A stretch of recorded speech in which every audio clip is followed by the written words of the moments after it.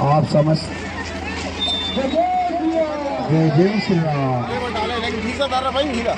हाँ, प्रभु श्री रामचंद्र जी की कलश रथ राम जानकी मंदिर से प्रस्थान करके गली पारा की ओर धीरे धीरे आगे बढ़ रही है।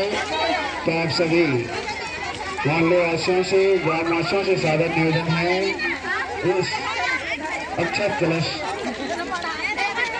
की पूजा के लिए आप आरती सजा कर रखें।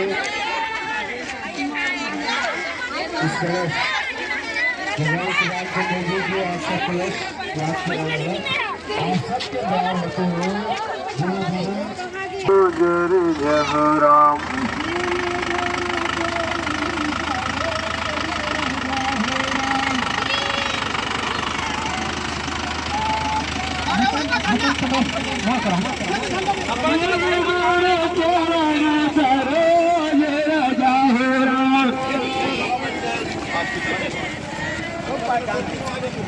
निज मिलन कर सुधार सियारा।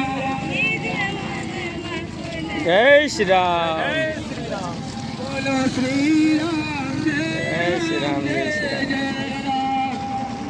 जय श्री राम। जय श्री राम। जय श्री राम। बोलो श्री राम। जय